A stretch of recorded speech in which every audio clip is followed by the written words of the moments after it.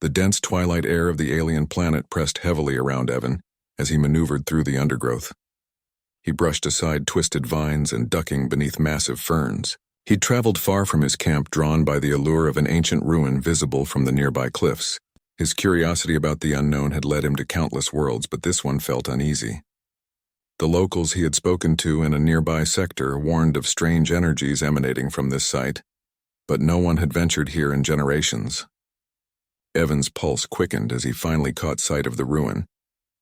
It was nestled in a secluded grove almost hidden by the dense vegetation. Broken pillars and remnants of what once might have been a grand structure lay scattered around each stone, etched with symbols that seemed to pulse with a faint glow. He took a cautious step forward, his senses alert.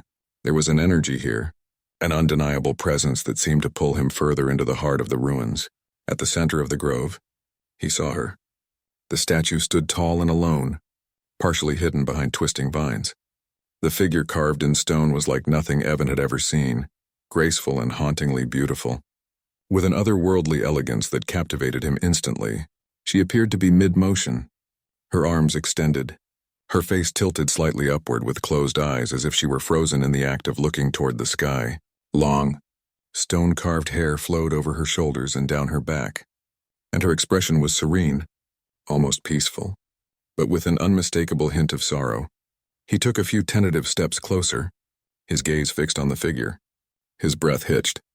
The statue's skin was carved in intricate detail, the texture smooth and almost lifelike despite the coarse stone. But it wasn't just the craftsmanship that held him in place. It was something deeper, something almost magnetic about her presence. She was beautiful in a way that stirred a strange emotion within him, something between awe and sadness. On the statue's pedestal, Evan noticed an inscription faintly glowing under the dust of ages. The language was alien, but thanks to years of studying ancient dialects, he was able to decipher a few words.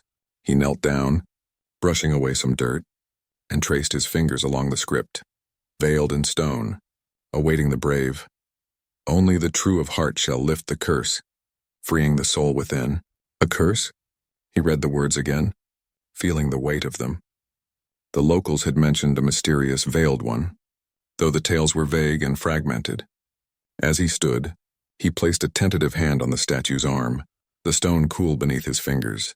To his surprise, a faint warmth pulsed through the stone, subtle but unmistakable, as if a heartbeat lingered somewhere deep within. The realization struck him hard. This wasn't just a statue. Whoever she was still alive, trapped in an eternal prison of stone. He backed away, heart racing, and took in the sight before him with renewed awe. What kind of being had the power to imprison someone in this way, and why had they done it? He felt an overwhelming urge to free her, though he didn't know how. There was a pull, a connection he couldn't explain, as though her sorrow echoed within him. Determined to help her, Evan returned to the pedestal and continued studying the inscription. He deciphered a few more phrases: the Night of Three Moons, and Gift of Resonance. He scanned the grove, recalling from his readings that the planet's moons aligned once every century in a rare triad formation, casting a unique energy over the land. If this inscription was correct, the Night of the Three Moons was the only time the curse could be broken. The next alignment was scheduled to occur tonight. His heart pounded. The alignment would happen soon, giving him just hours to find the Gift of Resonance. What could that mean? He searched his surroundings frantically until he noticed a small, crystal fragment lying in the dirt near the statue's feet. The crystal seemed to hum faintly, pulsing in a way that resonated with the stone beneath his hands. He picked up the crystal carefully, feeling the vibration grow stronger in his grip. Could this be the key? He knew he didn't have much time. Moving with purpose, he climbed back to his camp, gathering the few tools he'd need for the ritual. As night fell, Evan returned to the grove. The three moons were beginning to rise, their silvery glow illuminating the ruins in an ethereal light. The entire grove seemed to come alive, bathed in a mystical aura as the moons took their positions in the night sky. Evan approached the statue, his heart racing with a mix of excitement and trepidation. He held the crystal aloft, feeling it vibrate more intensely, resonating with the rising energy in the grove. Slowly, he placed the crystal at the statue's feet and stepped back, watching as it began to glow brighter, casting a soft light across her figure. As he stood there, the ground beneath him seemed to hum, and he felt a strange energy radiating from the crystal. The air grew thick with anticipation, and Evan's breath caught as he saw thin cracks beginning to spread along the statue's arms and face. The stone was shattering, piece by piece, revealing soft blue skin beneath. A sudden wave of energy pulsed through the grove, causing the vines to sway and the air to grow warm. The statue continued to crack, shedding its stony exterior like an outer shell. Evan couldn't move, mesmerized as the woman within the stone came to life before his eyes. Her fingers twitched, her head tilted slightly, and then, with a final burst of light, the stone casing broke away, crumbling to the ground. Standing before him was a woman of stunning, ethereal beauty. Her skin was a soft shade of blue, and her eyes glowed silver in the moonlight, reflecting the alignment of the 3 moons above. She took a deep, shuddering breath, her chest rising and falling as life returned to her form. She looked at Evan, her gaze filled with a mixture of wonder and gratitude. Her lips parted slightly, and in a voice that carried a gentle, musical quality, she spoke her first words in ages. "Thank you," she whispered, her voice soft yet filled with emotion. "You have freed me." Evan's heart raced as he took in the sight of her, her presence radiating warmth and life. I couldn't leave you here," he managed, his voice trembling. "Who are you?" She smiled, a gentle yet haunting expression that spoke of both sorrow and hope. "My name is Lyra. I am the last of my kind, or at least, I was." A silence settled between them, both absorbing the enormity of what had just happened. She stepped forward, her gaze never leaving his, and placed a delicate hand on his shoulder. A spark passed between them, something indescribable yet undeniable, a connection that neither could ignore. Lyra's eyes softened as she took in the man who had freed her. "You have a pure heart, one capable of seeing beyond form. I am bound to you now, Evan." His name on her lips felt like a promise, and in that moment, Evan felt the weight of their bond. He didn't know what lay ahead, but he knew one thing for certain. His life had been changed forever by the alien siren he'd freed from stone. As dawn crept over the horizon, casting warm hues across the alien landscape, Evan sat beside Lyra, still processing the events of the previous night. Lyra's presence felt surreal, her soft blue skin shimmering in the morning light, her eyes silver pools of mystery. Every detail about her was mesmerizing, but it was her warmth and resilience that captivated him most. She radiated both strength and vulnerability, as though carrying the weight of centuries within her. They sat in silence for a moment, and then Lyra's gaze drifted to the grove around them. "This world, it has changed so much." Her voice was soft, a mix of awe and sorrow. She closed her eyes, as if listening to the land itself, and sighed. "I can feel the echoes of my people, the ones who walked here before me." Evan turned to her, curiosity alight in his eyes. "You said you're the last of your kind. What happened?" Lyra's gaze grew distant, and she began to speak, her voice carrying a haunting quality. "My people, the Tyrannel, were once a thriving civilization. We were a peaceful race, deeply connected to this world and its energies. But ages ago, a hostile species came to our planet, drawn by the power we'd harnessed. They sought to conquer us, to strip us of our resources and take what they believed was rightfully theirs." Evan leaned in, listening intently as Lyra continued. "We resisted as best we could, but we were not a warlike people. When it became clear that we could not survive the onslaught, our leaders invoked an ancient spell, one that could hide our spirits from those who wished us harm. They turned us to stone, hoping that we would one day be revived by someone with a pure heart." She looked at him, a hint of gratitude softening her expression, but the curse was stronger than they anticipated. The years passed, and the Tyrannel remained trapped, hidden in stone, until one by one, they faded until I was the only one left. A heavy silence fell between them, and Evan felt a pang of sorrow at her story. The weight of centuries lay on her shoulders, the last remnant of a forgotten world. "So you were waiting for someone to free you?" he murmured. Lyra nodded, her gaze never leaving his. "The inscription you read, the words of the spell, could only be broken by someone who truly believed in what lies beyond appearances. You were able to see the soul beneath the stone. That's why you were able to free me. A quiet sense of awe washed over Evan as he absorbed the gravity of what he'd done. I didn't realize it was something like that, he admitted, his voice barely above a whisper. I just felt that I had to help you. Lyra's lips curved into a soft smile, and she reached out, placing her hand gently on his. For that, I am eternally grateful. Evan, the warmth of her touch sent a shiver through him, and he felt the undeniable spark of a connection forming between them, something that felt deeper than words. They spent the rest of the morning exploring the grove and the surrounding ruins. Lyra shared stories of her people's rituals and customs, guiding him through the remnants of her civilization. She pointed out places where gatherings had once taken place, where the Tyrannel had communed with the planet's energies, and where families had lived in harmony with the land. Their time together was filled with both laughter and solemn moments. Evan found himself enthralled by her wisdom, her stories giving him a glimpse into a world that had once been vibrant and full of life. He shared stories of his own explorations across the galaxy, of planets and species he had encountered, all while Lyra listened with fascination. As the day drew to a close, the two of them found themselves back at the grove, seated beside the broken remnants of the statue that had once imprisoned her. Lyra's eyes reflected the colors of the setting suns, and Evan felt a tug at his heart as he watched her. Thank you, Evan, she said softly, her gaze warm and appreciative, not just for freeing me, but for sharing this time with me. It has been centuries since I felt truly alive. Evan's heart pounded at the words, and he realized just how much he had come to care for her in such a short time. I don't want this to end. Lyra, he admitted, his voice barely above a whisper. You've changed my life in ways I can't even explain. Lyra's expression softened, and she reached for his hand, their fingers intertwining. There is a way for us to stay connected, to be bound together, as my people once were. Evan's breath caught. What do you mean? Lyra explained, her voice steady but filled with a quiet intensity. The Tyrannel had a ritual, one we only performed with those we shared a deep bond with. It's called the Eternal Bond. Through it, we become linked in spirit, bound to one another across time and space. He looked at her, his heart racing. Are you saying you want to share that with me? A gentle smile touched her lips.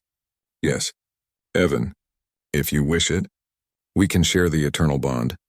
It will mean that wherever we go, our spirits will always be connected.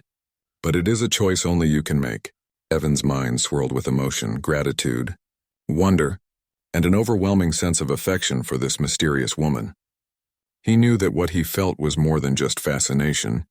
It was something deeper, something he'd never experienced before.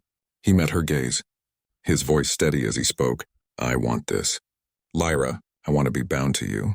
Lyra's eyes shone with a mixture of happiness and relief, and she took a deep breath. Then let us begin. The ritual took place under the twin moons, casting a soft, silvery glow across the grove. Lyra guided Evan through the steps, their movements synchronized as if they had known each other for lifetimes. She placed a hand on his chest, over his heart, and he mirrored her, feeling the warmth of her touch. In a soft, melodic chant, Lyra began to speak in her native language, invoking the ancient spirits of the Tyrannel. Her voice was filled with both strength and vulnerability, a song that seemed to resonate with the very core of his being. Evan closed his eyes, feeling a rush of energy flowing between them, binding them in a way he couldn't quite explain. Images flooded his mind, memories, emotions, and flashes of Lyra's life. He saw her as a child, running through the fields of her home, laughing with friends. He felt the weight of her loss, the centuries of solitude, and her longing for connection. Through it all, he felt her spirit, strong and resilient, and her heart, filled with a boundless capacity for love and hope. When the ritual ended, they opened their eyes, and Evan felt a warmth radiating from within, a glow that pulsed in harmony with his heartbeat.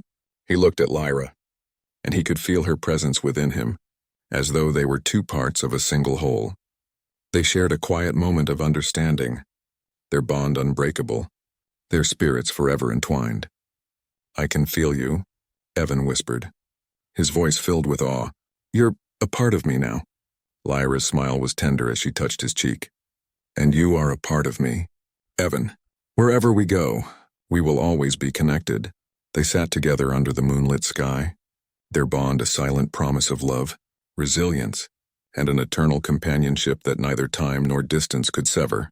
The dawn after the ritual was quiet, peaceful.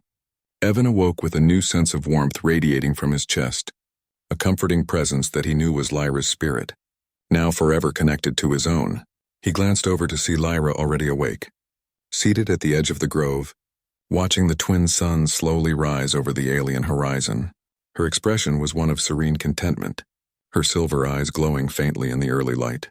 Evan joined her, and she turned, offering him a soft smile. "You're up early," she murmured, her voice carrying a tenderness that made his heart flutter. He settled down beside her, their shoulders touching, his heart steady with the knowledge of their bond. "After everything we've shared," he replied, "sleep almost feels like a waste." He paused, gazing out at the vast landscape. "It's strange, I can feel you with me. Even when we're not speaking, it's like you're here, in my heart." Lyra's gaze softened, and she reached out to take his hand, threading her fingers through his. "That's the bond of the Tyrannel. I never thought I'd have the chance to share it with anyone, let alone with someone from another world." A comfortable silence stretched between them as they watched the suns rise, casting their light over the rugged landscape. Finally, Evan broke the silence, his voice tentative. "So, what now?" he asked, unsure of what their future together might look like. Lyra looked out over the vastness of her home world, a mixture of hope and determination in her eyes. "There's much to be done," she said, her voice steady. "I am the last of my kind. And though I am free, I feel the responsibility to preserve the legacy of my people." She turned to him, her gaze unwavering. "I want to rebuild this place, to honor those who came before me." Evan nodded, his heart filled with admiration for her resilience. "You've carried so much, Lyra. It's incredible." He squeezed her hand, feeling the strength of her spirit within his own. "I want to help you.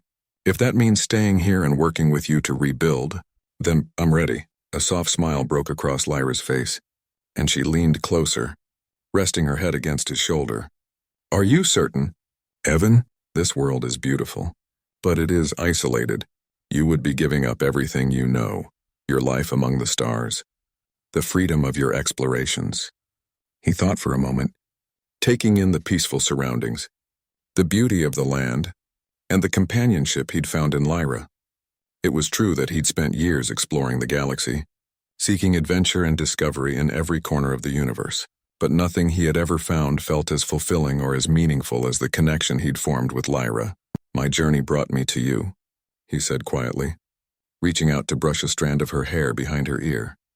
"All my explorations, all the worlds I've seen, I think they were all leading me here. I can't imagine leaving you behind. Not after everything we've shared." Lyra lifted her head to meet his gaze, her silver eyes shining with gratitude and something deeper. "Then let us begin this journey together. Here on Eden, with you beside me, I feel as though my people's legacy can truly live on." They spent the rest of the morning walking through the grove, discussing how they might restore the land and preserve the history of her people. Lyra shared memories of what her world had once been, describing the beauty of the Tyrannel's culture, their art, and their harmony with the planet.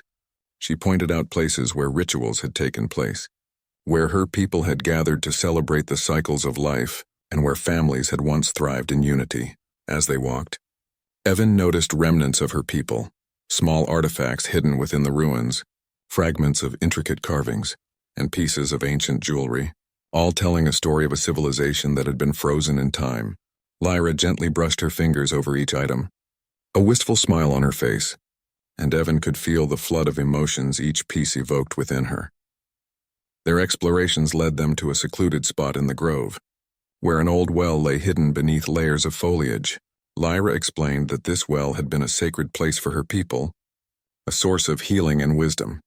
She knelt beside it, brushing away the overgrowth, and Evan joined her, captivated by the reverence with which she treated the ancient relic. As they cleared the well, Lyra spoke softly, almost as if to herself. This was where I spent my last days before the curse was cast. I used to come here to reflect, to find solace in the depths of the water. She looked up at him, her expression vulnerable. Now that I am free, it feels like a part of me has been restored. Evan reached out, taking her hands in his. You're not alone anymore. Lyra, I'll be here to help you rebuild, to bring back what was lost.